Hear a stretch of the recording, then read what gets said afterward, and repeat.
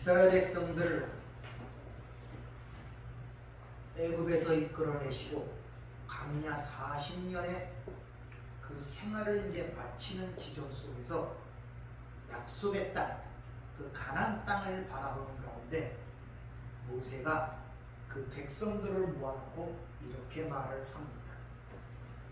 너희 앞에 생명과 사망, 복과 저주가 너희 앞에 놓여 있으니 너와 내 자손은 살기 위하여 생명을 택하라.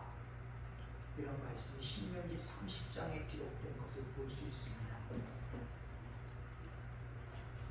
항상 하나님께서는 우리에게 길을 보여주시고 그 길을 어느 쪽으로 가야 할 것을 말씀하시면서 그 결국 종말이 어떠함을 분명히 말씀을 하십니다. 모호하게 하지 않는다는 거예요.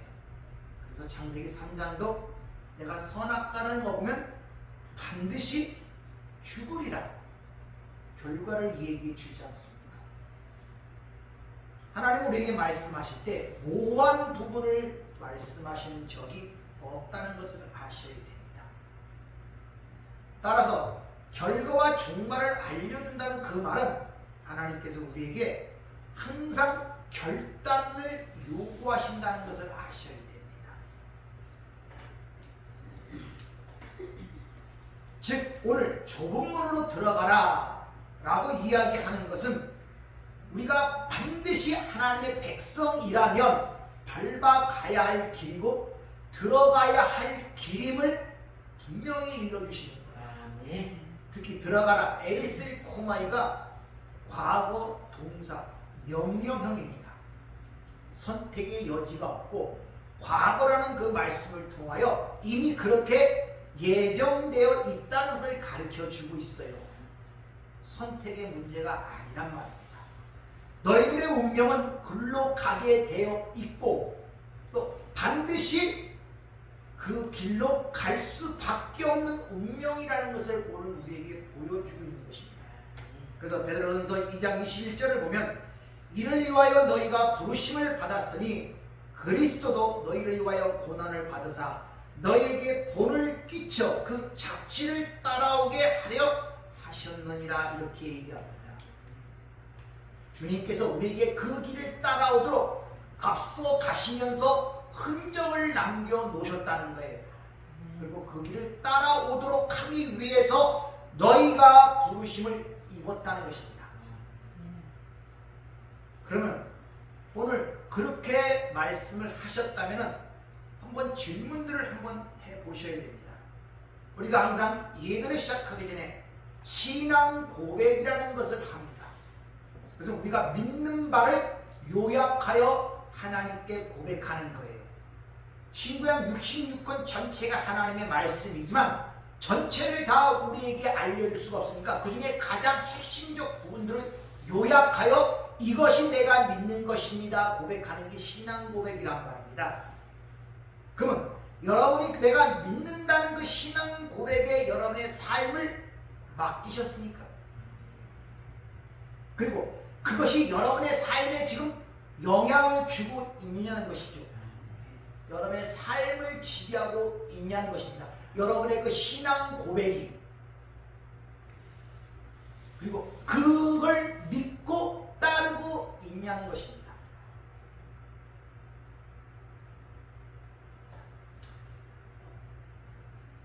조금 전에 말씀드린 것처럼 이 길은 이미 예정된 길이고 우리가 선택의 여지가 없다는 것을 보여주는 것이지 두 가지를 놓고 어느 쪽을 선택할 것이냐를 묻는 것이 아님을 아셔야 돼요.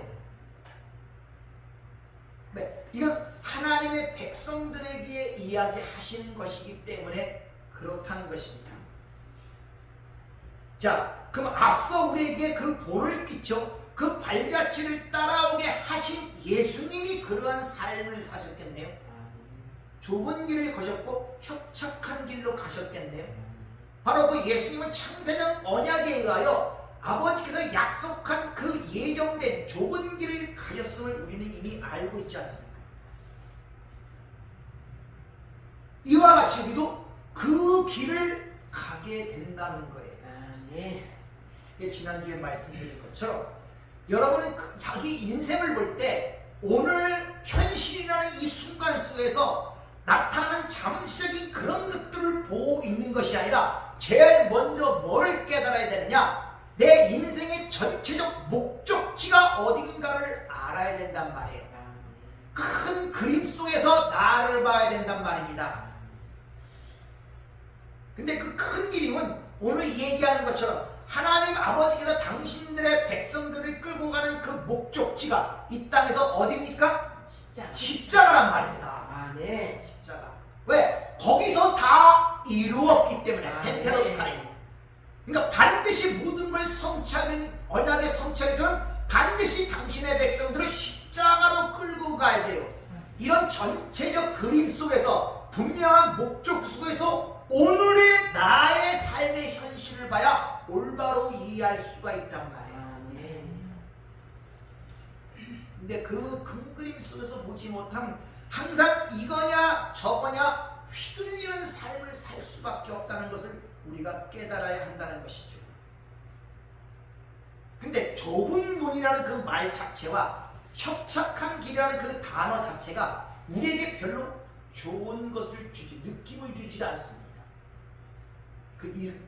그 단어 자체가 누가 좁은 길로 들어가려고 하고 누가 그 협착한 길로 가려고 하는 사람이 있겠습니까?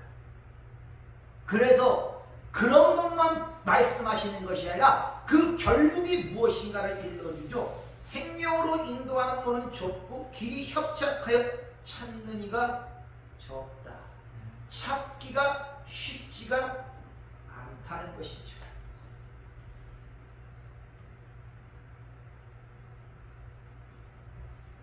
하나님께서 반드시 우리를 그 길로 인도하시는데 그 길이 오늘 말씀하시는 것처럼 결국은 생명의 길이에요. 그러니까 반드시 그 길을 찾아야 될 거 아닙니까? 따라서 내가 오늘 주님이 말씀하시는 이 길에 서 있는가를 끊임없이 확인하고 확증하는 일들이 우리 신앙생활 속에서 있어야 한단 말이에요. 항상 말씀드리지만 항법사와 항해사가 너다지 나침판을 갖고 이 배가 올바른 곳으로 가고 있는가, 이 비행기가 올바른 곳으로 가고 있는가를 확인하는 것처럼 여러분 삶 속에서 그런 일이 반복되어 내가 확신이 될 때까지 그 일을 끊임없이 계속해야 된다는 것을 오늘 우리에게 보여주고 있단 말입니다. 그리고 그 일이 우리에게 혼란을 가져오지 않도록 하기 위하여 확실하게 그 길을 보여주는데 어떻게? 대조적으로 좁은 문, 넓은 문, 좁은 길, 넓은 길 대조적으로 보여줘서 우리에게 그 길의 유형이 다양하게 있는 것이 아니라 여러 가지가 있는 것이 아니라 대조로 두 가지밖에 없는데 그 두 가지의 대조적 유형을 우리에게 말씀하심으로 말미암아 우리가 거기에 대해서 잘 이해를 한다면은 너희가 좁은 길로 가는데 절대 머뭇거리지 않고 그 길을 갈 수 있다는 것을 우리에게 지금 가르쳐주고 있는 것이다. 복잡하지 않단 말이에요. 그 좁은 길에 성경이 말하는 좁은 길의 유형이 뭔 줄 안다면, 넓은 길이라는 그 유형이 뭔 줄 안다면 우리가 여러 가지 중에서 하나를 선택하는 이런 복잡한 세상적 선택을 할 필요가 없고 당연히 머뭇거리지 않고 예수님처럼 그 길로 걸어갈 수 있음을 오늘 우리에게 이야기를 해주고 있다는 것입니다. 그래서 하나님께서 이 한 주간에 시작되는 첫날 이런 공적인 예배를 통하여 여러분들을 그 모든 삶의 문제를 객관적, 주관적이 아니라 거기에서 나와 그것을 올바르게 바라볼 수 있도록 오늘 이러한 시간을 허락해 주셨단 말이에요. 왜? 그 안에 있으면 그 안에 것이 안 보여요. 거기서 나와야 내 자리가 보인단 말입니다. 등잔 밑이 어둡다는 말이 왜 괜히 나왔겠습니까? 그래서 여러분들을 하나님의 백성들이 이 한 주간에 시작되는 첫날, 이 역사에 시작하는 첫날에 이곳에 불러서 거기서 나와서 객관적으로 니들이 사는 세상이 어떠함을 보고 니들이 자신이 어떠함을 보도록 그리고 올바른 판단을 할 수 있도록 저와 여러분을 오늘 이 자리에 부르셨다는 사실을 믿으시길 바랍니다. 아멘.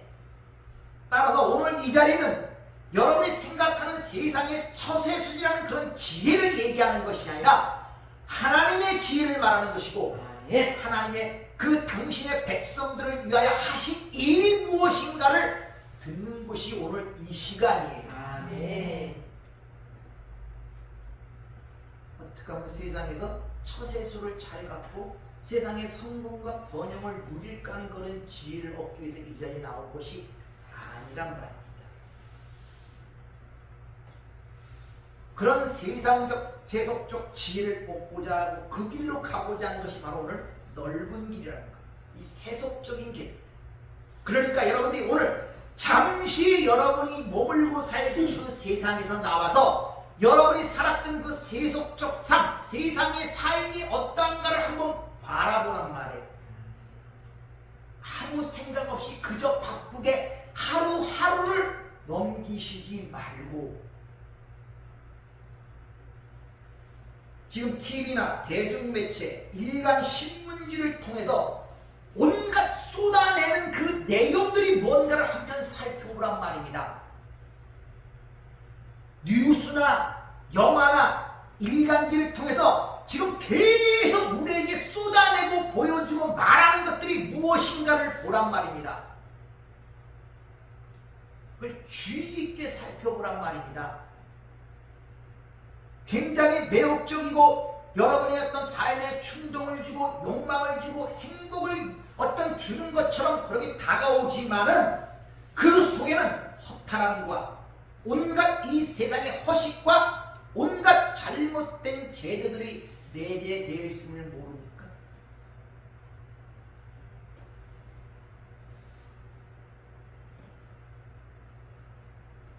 TV를 보면은 유명 연예인들, 부러울 것 없이 인기를 받고 유명 연예인들이 나와서 무슨 얘기들을 해요. 얘기들. 자기 인생 살아온 얘기 뭐 하고 그러면 조금만 뭐 하면 눈물이 줄줄줄줄 흘러요. 아, 저분도 저렇게 그런 게 있어요 할 정도. 뭘 느낍니까? 겉으로 보이는 삶이 아니었다는 사람. 항상 속에는 허무함과 어떤 그런 것들이 내재되어 있음을 보여주고 있는 그런 걸 보고 감동받고 뭐 그렇게 하지 마시고요. 저런 사람이 저런 단순한 사실의 어떤 그런 자신의 감정이 복받쳐 울고 하는 것들은 지금까지 살아온 인생들이 우리가 보는 것처럼 쌓아놓은 것은 전부 다 헛방이었고 속에는 채우지 못하는 허탈과 허망 속에 살아왔다는 걸 단적으로 보여주는 예들이란 말입니다, 여러분들. 근데 우리는 그런 것들을 부러워하잖아요. 겉으로 나타난 것들을 모르기 때문에. 다시 말하면 인간인 짐승과 다른 것은 영혼이라는 것이 있기 때문에 그래요. 영혼이라는 어떤 보이는 물질적인 것을 갖더라도 절대 그 영혼은 채워지지 않고 만족할 수가 없어요. 그 영혼은 하나님만이 채울 수 있는 부분이기 때문에 그래요. 그 영혼의 허탈함은 뭘로도 채울 수 없기 때문에 많이 가진 자나 적은 가진 자나 그렇게 자살을 택하고 타락하는 이유가 바로 거기 있단 말입니다. 그 허탈함 때문에 그렇단 말입니다. 거기에 진정한 만족과 쉼이 없다는 것을 보여줌에도 불구하고 우리는 계속적으로 그러한 삶이 인간의 행복을 유지하는 것처럼 그쪽으로 많은 신경과 관심을 끌고 있는 것이 아닌가를 보여주고 있단 말입니다. 그래서 사도 바울이 이렇게 얘기하죠. 너희가 그때 너희가 믿지 않고 그렇게 세상적 세속적으로 살아갈 때 어떤 열매를 맺었느냐. 이제 그 일을 부끄러워하나니 이는 그 마지막이 사망입니다. 이렇게 얘기해요. 어떻습니까? 여러분, 예수 믿기 전에 나의 삶을 부끄러워하고 있습니까? 그때 어떤 열매를 맺었는지를 확인하고 보고 있습니까? 오히려 그때가 그리워하지 않고 있는 건 아닙니까? 혹시 그때가 훨씬 편했는데.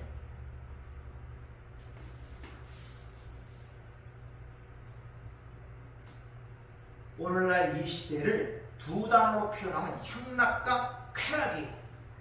향락과 쾌락이 문화의 지표고 행복의 지표예요. 다른 건 아무 필요 없어요. 그날 행복하면 좋은 거예요. 그래서 1년을 모아 여름 휴가 때 다 쓰는 그런 족속들을 뭐라고 그러죠? 새 신조가 생겼던데, 월세 단칸방은 살아도 벤츠를 몰고 다니는 아이들이 상당히 많습니다. 왜 그렇습니까? 향락과 쾌락이 유일한 이 세상의 삶의 목적으로 살고 있다는 것을 보여주고 있다. 하나님의 형상대로 창조된 인간이 하나님을 버리고 그렇게 세상과 가늠한 형국이 이 세상의 모습이란 말입니다. 죄의 종로로 탄다는 말이 바로 거기서 우리에게 보여주고 있단 말이에요. 따라서 이 보이는 세상 속에서 이 세상이 향상이 되고 개선이 되고 사람들로부터 칭찬과 박수를 받는다고 해도 거기 진정한 가치가 있겠냐는 것이죠.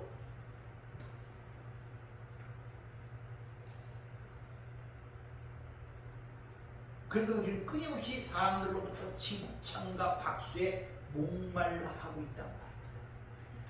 하나님의 의에 목마르고 줄인 것이 아니라 사람들로부터의 칭찬과 영광, 그 박수에 목말라 하고 있는 거예요. 근데 그게 진짜 나의 마음의 고통이며 나의 마음의 불안이며 나의 마음의 어떤 어두운 부분임을 깨닫지 못해요.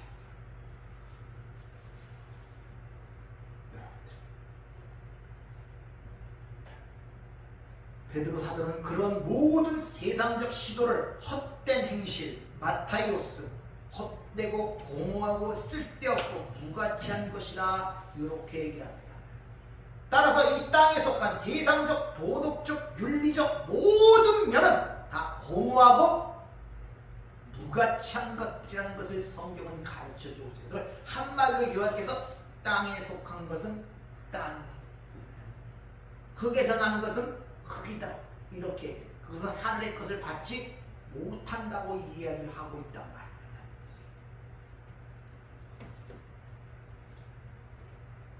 근데 왜 그런가가 성경은 분명히 밝히고 있는데, 자, 고린도후서 4장 4절을 보면 이 세상 신이 믿지 아니하는 자들의 마음을 혼미케 했다 이렇게 얘기해요. 그리고 하나님의 영광의 광채를 보지 못하고 비치지 못하게 했다 그래요. 뒤에 이 세상 신, 마귀, 사탄이 있어서 우리 마음을 어둡게 함으로 말미암아, 다시 말하면 우리 눈이 성하지 못함으로 말미암아, 다시 말하면 소경된 자리이기 때문에 하나님의 그 영광의 광채, 그 나라의 장엄한 영광을 보지 못하기 때문에 필연적으로 그는 자신들이 이 어둠 속에서 배운 것들을 갖고 생각하고 판단하여 선택하는 길은 결국 넓은 길밖에 없는 것입니다. 필연적으로 여러분이 이 땅에서 배우고 형성되온 여러분이 바로 세상이며 세상으로 살아가고 있는 거예요. 그것으로 모든 걸 판단하고 행동을 옮기는 거예요. 항상 얘기하지만 여러분이 생각하는 그 행복이라는 것, 그 기쁨이라는 것, 그 죽음이라는 것, 그 축복이라는 것, 전부 다 세상에서 나와서 세상에 의하여 들어 배운 것들이에요. 그것이 여러분의 삶의 밑받침이 되어 그거에 의하여 모든 게 걸러지고 판단되고 그것에 의하여 행동이 유발된단 말입니다.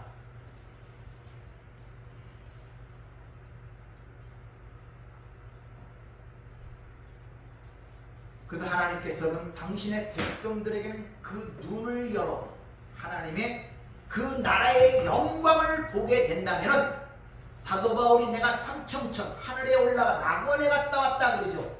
한 번 갔다 왔더니 이 세상의 모든 것들이 배설물로 보이더라 이런 말을 하죠. 그 영광을 봤더니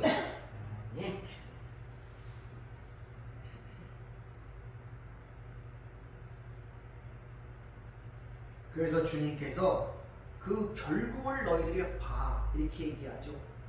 멸망으로 인도하는 문은 크고 그 길이 넓어 그리로 들어가는 자가 많고 크고 넓어 들어가는 자가 많고 다 글로 가요. 그러나 생명으로 인도하는 문은 좁고 길이 협착하여 찾는 이가 적다고 분명히 우리에게 일러주고 있다는 것입니다. 여러분은 항상 확인해야 돼. 어느 길 위에 서 있는가. 아멘. 내가 어느 길 위에 서 있는가. 아멘. 여러분 넓은 길로 가고자 하기 때문에 항상 좀 통수해요. 그게 실제 사망의 길이라는 것은 단순히 끝이 죽는 걸로 끝나는 것이라 그 길 속에는 그 사망의 증상을 알으면서 살아가는, 다시 말하면 이 땅의 모든 인간들이 죄를 오기 때문에 죄의 삭은 사망하니까 사망에 항상 가까이 함으로 우리 삶 속에 나타나는 모든 고통은 사망의 증상을 앓다가 사망으로 떨어지는 거예요. 다 사망의 증상들이란 말입니다. 죄의 증상들이란 말입니다. 질병서부터 뭐 교통사고니 뭐 다툼이 시기 미움 질투 증오 마음의 불안 두려움 공포 이 모든 것들은 사망의 증상들이란 말입니다. 그것은 앓다가 사망으로 가게 된단 말이에요. 근데 눈이 어두우니까 그 길로 가는 거예요. 왜? 대다수가 글로 가니까. 근데 이 세상에 태어나서 이 세상 시각으로 본 자는 절대 좁은 길이 안 보이고 가고 싶지 않거든요. 그래 하나님의 눈이 열린 자들은 그게 영광의 길이기 때문에 낙원에 가는 그 영광을 받기 때문에 그 길을 갈 수가 있단 말이에요. 아멘.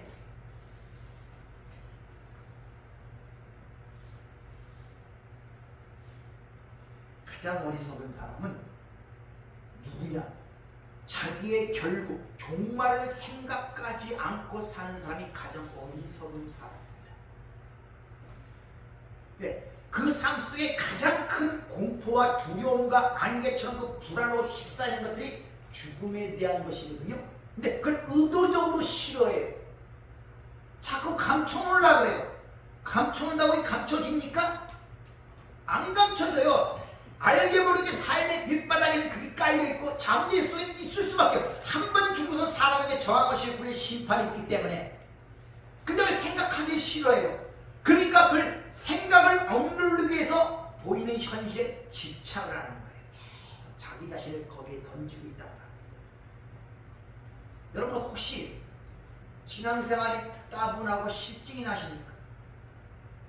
멍멍합니까? 그럼 여러분들 오늘 이 말씀을 생각해 보세요. 여러분 지금 멸망의 길로 가고 있는가? 생명의 길로 가고 있는가? 여러분의 종말, 결국을 생각해 보라니까요.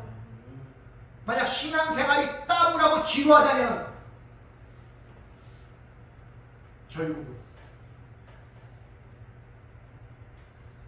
이 세상에서는 피상적 기쁨과 행복을 위하여 세상이 벗이 되어 세상을 살아가며 육신의 정욕과 안목의 정욕과 이생의 자랑을 따라 사는 그들의 결국을 우리는 매일매일 삶 속에 보잖아요. 장례식장에 가서 잘 사는 자, 못 사는 자, 늙은 자, 젊은 자 맨날 보잖아요. 그렇게 살다가 어떻게 살아가는가를. 근데 그게 나와는 상관없는 것처럼 느끼려고. 세상에도 이런 말을 하죠. 오는 것은 순서가 있어도 가는 것은 순서가 없대요. 세상 지혜도 그래요. 무슨 말입니까 그게? 아 그런 말이 있었구나. 그래요? 무슨 말입니까? 오늘을 소중히 여기란 말이야. 오늘.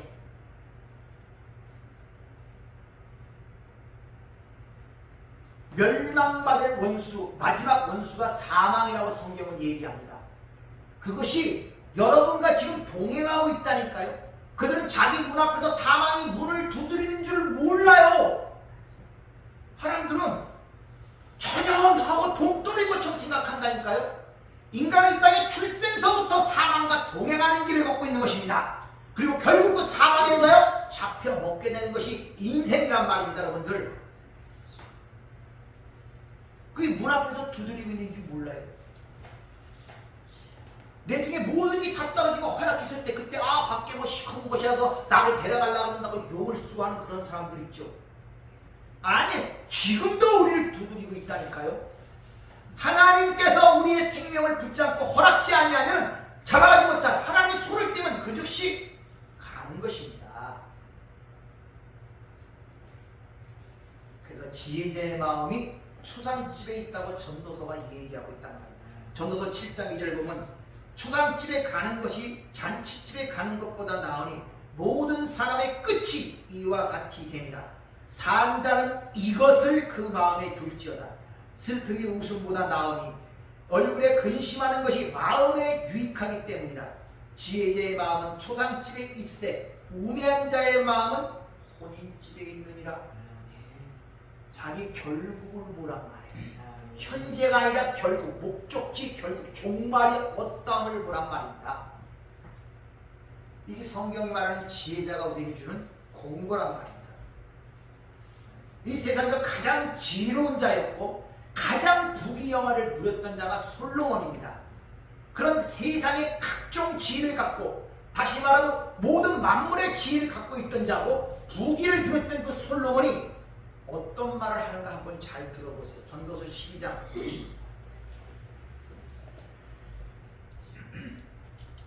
너는 천년의 때에 너의 창조주를 기억하라. 곧 공고한 날이 이르기 전에 나는 아무 낙이 없다고 할 해들이 가깝기 전에 해와 빛과 달과 별들이 어둡기 전에 빛 위에 구름이 다시 일어나기 전에 그리하라. 그런 날에는 집을 지키는 자들이 떨 것이며 힘 있는 자들이 구부러질 것이며 맷돌질 하는 자들이 적음으로 그칠 것이며 창들로 내다보는 자가 어두워질 것이며 길거리 문들이 닫혀질 것이며 맷돌 소리가 적어질 것이며 새의 소리로 말미암아 일어날 것이며 음악하는 여자들은 다 쇠하여질 것이며 또한 그런 자들은 높은 곳을 두려워할 것이며 길에서는 놀랄 것이며 살구나무가 꽃이 필 것이며 메뚜기도 진이 될 것이며 정욕이 그치리니 이는 사람이 자기의 영원한 집으로 돌아가고 조문객들이 거리로 왕래하게 됨이니라. 은줄이 풀리고 금그릇이 깨지고 항아리가 샘 곁에서 깨지고 바퀴가 우물위에서 깨지고 흙은 여전히 땅으로 돌아가고 영은 그것을 주신 하나님께로 돌아가기 전에 기억하라. 전도자가 이르되 헛되고 헛되도다. 모든 것이 헛되도다. 자, 이게 시적으로 표현돼서 그러는데 이걸 쉬운 말로 세번역 성경으로 한번 제가 말씀을 드릴게요. 젊은 시절에 너는 내 창조주를 기억하여라. 늙고 병든 고생의 날들이 이르기 전에, 이제는 인생에 아무 즐거움이 없다 하고 한탄하기 전에, 해와 빛과 달과 별들이 빛을 잃고 어두워지기 전에, 비가 온 뒤 다시 먹구름이 끼기 전에 너는 젊었을 때 내 창조주를 기억하라. 나이가 들어 그때가 되면 너를 지켜주던 두 팔이 힘없고 덜덜 떨리고 용사처럼 정정하던 두 다리도 힘이 빠져 후들거리며 이빨도 거의 빠져 음식을 제대로 씹지도 먹지도 못하고 밝히 보던 두 눈도 어두워 침침해져 창문 밖으로 보이던 것들이 다 없어진다. 또 귀가 먹어서 바깥거리에 들리려는 소리도 못 듣고 음식을 씹는 이빨의 맷돌질 소리도 약해져서 오물오물거리며 먹고 신경은 극도로 민감해져서 새들이 지저귀는 소리에 화들짝 깨어 잠을 설치고 노래하는 발성 기관도 다 쇠약해져서 음성마저 덜덜 떨린다. 또 늙으면 숨이 헉헉 차서 높은 데 오르기가 아주 힘겨워지고 자칫 넘어질세라 거리로 나가는 일조차 덜컥 겁을 낸다.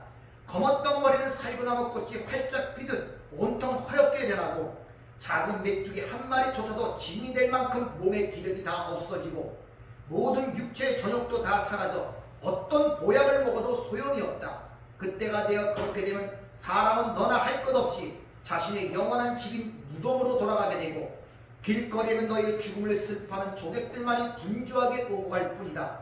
그러므로 너는 젊은 날에 내 창조주를 기억하라. 내 생명의 은사들이 툭 끊어지고 금 대접이 쨍그랑 깨어지기 전에 내 목숨이 샘 곁에서 물항아리 깨지듯 와장창 깨지고 우물의 두레박줄이 끊어지듯 뚝 끊어지기 전에 너는 내 창조주를 기억하라. 흙으로부터 내 몸이 도로 흙으로 돌아가고 하나님께로부터 내 영이 도로 하나님께로 돌아가기 전에 너는 창조주 하나님을 기억하라. 나나 전도자가 말한다. 헛되고 헛되도다. 모든 것이 헛되도다. 이 인간의 임종신을 그러는 게 전도서 마지막 장 12장의 이야기예요. 이렇게 임종신은 그가 좋아하고 그가 바라고 그가 의지하던 것들이 다 끊어져 버린다는 거예요. 남는 것은 두려움과 공포와 불안뿐이 남는 것이 없단 말입니다. 그 전에 하나님을 기억하라. 아멘. 그 전에. 그들은 그런 과정을 안 겪는다는 것이 아니라 그런 과정을 능히 이길 것이 있는데 그게 뭐냐? 하나님의 영광을 본 자, 그게 하나님을 만난 자 기억. 그런 자는 어떤 그 과정 속에서 고난과 연단 속에서도 절대 불멸의 영광이 그거는 확신함으로 말미암아 능히 그 길을 이기고 나간다는 것입니다. 아멘. 그래서 어떤 이에게는 하루가 천년같이 느껴지고 어떤 이에게는 천년이 하루같이 느껴지고 어떤 이는 하루가 천년같이 느껴지는 이유가 바로 거기 있는 것입니다. 그것을 베드로 사도가 썩지 않고 더럽지 않고 새하지 아니하는 기업이 예비되었다 이렇게 일러주고 있죠. 여러분들 이런 진리를 안다면 아직도 여러분이 신앙 고백하는 그 고백에 자신의 몸을 맡기지 못하면 아직도 그 길에 있는 것이 아니에요. 기독교는 절대 이거냐 저거냐 중간 지대는 없다는 사실을 아셔야 됩니다. 우유부단이 없어요. 왜? 빛 아니면 어둠이에요. 넓은 길 아니면 좁은 길이지 이것도 저것도 아니. 그건 토하여 내친다고 요한계시록에서 얘기를 하죠. 기독교는 우유부단이 없어요. 어느 쪽인가를 항상 여러분들이 확인을 하셔야 할 이유가 바로 거기 있단 말입니다. 그리고 우리가 이 좁은 길 협착한 길로 가야 할 가장 큰 이유 중에 하나는 바로 우리가 주님이라고 부르는 그분이 그 길에 계시기 때문에 그 길. 뿐만 아니라 주님이 그 길로 오도록 우리를 부르시기 때문에 그래요. 딸은 왜냐하면 양은 목자의 음성을 듣기 때문에 요한복음 10장 4절 자기 양을 다 내놓고 그에 앞서가면 양들이 그의 음성을 아는 거로 따라오되 양은 목자의 음성만 듣고 따라갑니다. 양은 뭐를 듣고 따라간다요? 목자의 음성을 듣고 따라가요. 그래서 말씀을 듣고 따라가는 자들이란 말입니다. 양은 자기의 판단과 자기의 제도와 자기의 사고로 판단하고 그 길을 가는 것이 아니라 단순히 목자의 음성만 듣고 따라가요. 요새는 많은 인터넷들이 발견되다 보니까 여러분 자꾸 목자와 양이 성경에서 많이 나오죠. 구약에서. 그 당시에 팔레스타인에 양치는 자들이 많았기 때문에 아브람도 양치는 자, 이삭도 양치는 자, 야곱도 양치는 자. 다윗도 한때 양치는 목동이었어요. 그 다큐멘터리에 가서 양들 치는 거 지금은 하나도 안 변했어요. 옛날에 지금이나 그 방식은. 근데 그 수많은 양들이 목자의 휘바람 말을 듣고 따라가더라니까요. 근데 그 목자는 그 푸른 초장 그를 먹이기 위해서 한 곳에 딱 머무르는 게 아니라 계속 움직입니다. 근데 움직이는 것이 계속 좋은 곳이 있는 것이 아니라 반드시 넘어야 할 돌산 같은 것이 있어요. 근데 그 수천 명의 양들이 목자를 따라 그 돌산을 넘어가더라니까요. 왜 넘어가는지 판단하지 않는다니까요. 넘어가고 나니까 푸른 초장입니다. 여기 저런 뜻이구나.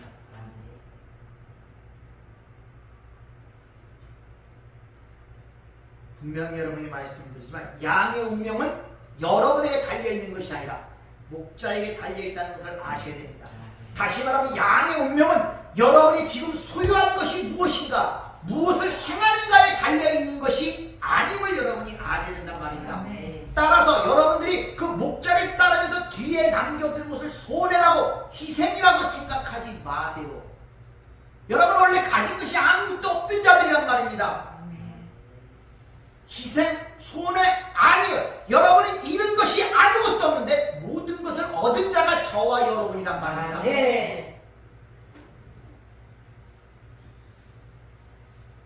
또 그것을 여러분이 희생과 고년하고 생각하지 마세요. 왜? 그런 산, 돌산을 넘어가는 이유가 뭡니까? 그 양들을 위함이에요. 그걸 왜 손해라고 생각하십니까? 대부분이 예수를 믿으면 많은 손해를 보고 희생을 치러야 된다고 그러죠. 대부분이 그래요. 왜 그러냐? 일단은 내가 내 실체를 모를 뿐더러 내가 받은 은혜와 사랑이 뭔지를 몰라요. 그러니까 뭐해서 내가 손해봤다 그러고 예수님 따르면 많은 걸 손해보고 희생을 따른다고 고난이 따른다 그래요. 이게 바로 우매한 자의 특징이다. 그러니까 여러분 큰 그림 써서 여러분의 인생을 먼저 보라고 제가 항상 강조한 이유가 거기 있단 말입니다. 따라서 양들은 목자만 있으면 충분해요. 아멘. 목자만 있으면. 아멘. 그분이 쉴만한 물가로 푸른 추장을 인도할 뿐만 아니라 사망의 음침한 골짜기에 달릴 때도 목자가 있고 원수의 목줄에 상을 베푸시는 것도 목자란 말입니다. 아멘. 그렇다고 우리가 그 좁은 길을 갔다고 그 사람이 완전하지 않다는 그것을 잘 기억하셔야 됩니다. 왜냐하면 그 좁은 길이라는 것은 환란이라는 들립시스, 협착하는 것이 들립보라는 말인데 그것이 들립시스, 환란에서 파생된다는 거죠. 탈곡기, 알곡과 쭉정이가 갈라지는 과정이란 말입니다. 훈련의 과정이고 교육의 과정이란 말입니다. 그러니까 절대 그 과정 속에서 완전하게 나타날 사람은 없어요. 이 몸을 벗을 때까지. 아멘. 그러니까 너는 왜 예수 믿고 그 길로 가면서 왜 사람이 그 모양이냐? 함부로 남을 판단하지 마시란 말입니다. 여전히 실패하고 우리는 낙심하고 거기서 무너질 때가 있어요. 그렇기 때문에 뭐가 필요한 겁니까? 목자가 필요한 거예요. 네. 내 스스로 일어나고 내 스스로 이겨낼 것 같은 목자가 왜 필요합니까? 양을 어렸을 때부터 태에서 받아서 그 목자들이 키우니까 거의 가족이에요.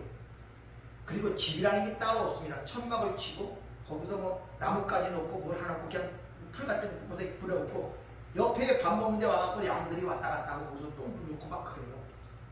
그런데 양을 그냥 지나가는 것 같은데 양이 밥을 안 먹는다든지 아픈 양은 기가 막히게 목자가 알아보더라고요. 왜? 같이 살아서.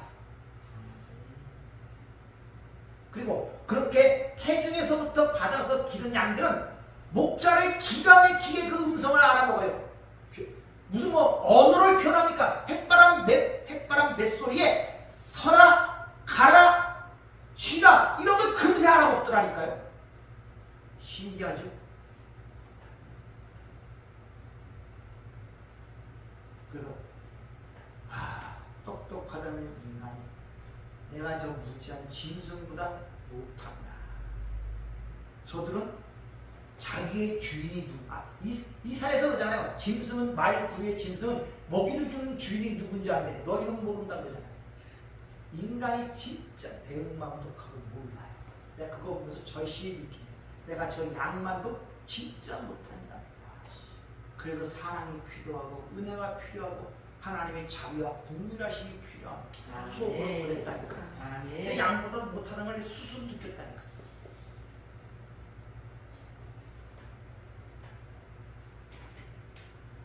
일이 빠지면 가서 또 그걸 잡아서 끌고 와서 다시 병에 넣어주고 그 목자도 그 산을 넘는데 얼마나 힘들겠습니까? 앞서서 그 짊어지고 비가 오면 뭐 다른 거 없어요.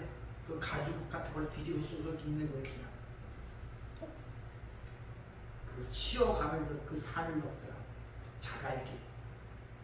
근데 장관이 그 많은 양떼가 어찌 그 길을 일반적 생각하기는 거기 너무 처참해갖고 먹을 물도 없지. 본능적으로 짐승들을 알 건데 자기가 먹이가 있는 것인지 없는 것인지 그런데도 그 자갈깃을 따라서 그 고개 그 산을 넘더라니까요.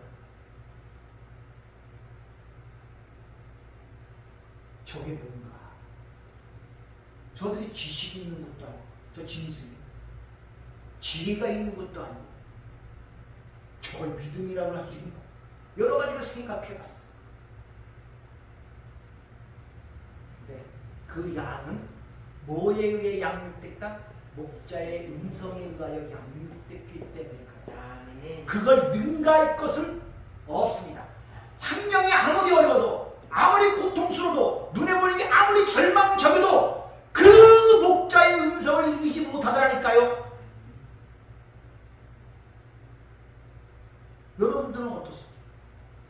목자의 음성이 세상을 이기고 있습니까? 여러 환경과 주위 여건들이 오히려 목자의 음성을 가리고 있습니다.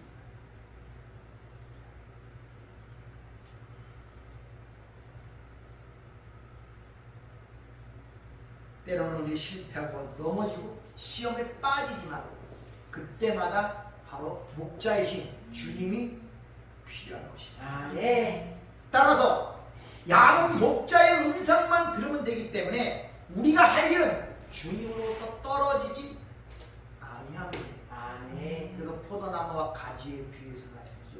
너희가 내게 붙어 있으면 열매를 맺는다. 나를 따라서는 아무것도 할 수 없다 그러죠. 따라서 우리는 어디에 신경을 쓰느냐?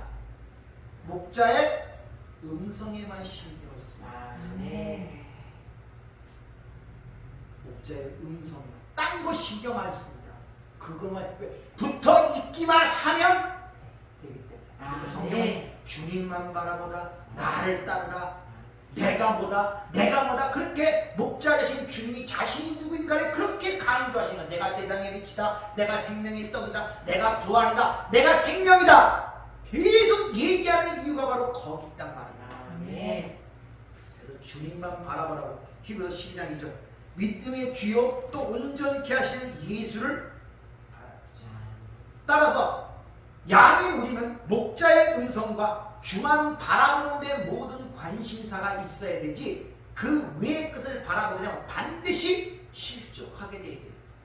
왜? 양은 스스로 목초지를 찾을 수가 없습니다.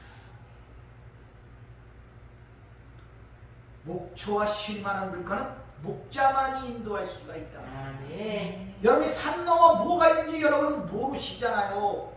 내일에 어떤 일이 있는지 여러분 모르시잖아요. 아니 5분에 어떤 일을 할지 여러분은 모르시잖아요. 내 삶이 어떻게 변할지 여러분 장담할 수 있겠습니까? 그럼 누굴 의지하겠어요? 예수님. 예수만 바라봐. 아멘. 그의 말씀만을 의지해야 되는 거죠. 아멘. 오늘 좁은 길로 들어가신 그 말씀을 주님이 뒤에서 밀었는 거야. 자신이 그 길을 가셨고 다시 영으로 와 우리가 연합이 되어 그 길로 인도하시고 있음을 믿으시기 바랍니다. 아멘. 그렇기 때문에 우리 양으로서 그 길을 가는데 목자의 음성만 들으면 돼요. 때로는 아멘. 쉴만한 물가도 될 수 있고 푸른 추상들만, 때로는 사망의 음침한 골짜기가 느껴질 수도 있단 말입니다. 그러나 거기도 나의 주님이신 그 목자가 함께 있다는 사실을 믿으시길 바랍니다. 아멘. 그러면 여러분 어느 곳에 있든지 목자와 함께 있다면 여러분 거기가 바로 하나님 나라임을 믿으시고 아멘. 주님만 바라고 주님의 음성에 귀를 기울이시길 주님은 축원합니다. 아멘. 은혜롭고 자비로우신 아버지 하나님 감사를 드립니다. 우리의 삶의 모든 것들이 주의 은혜 가운데 이루어짐을 고백합니다. 오늘도 목자의 음성을 듣기 위하여 이 자리에 나왔사오니 우리의 귀를 열고 눈을 열어 하나님의 음성을 듣고 그 양이 그 목자의 음성을 듣고 쫓을 때 쉴만한 물가로 또 푸른 초장으로 인도하시 우리의 삶이 주님과 함께 평안히 기쁘게 또 평안을 누리며 사는 삶이 될 수 있도록 저희들을 축복하여 주시옵소서. 아멘. 예수님 이름으로 기도하옵나이다. 아멘.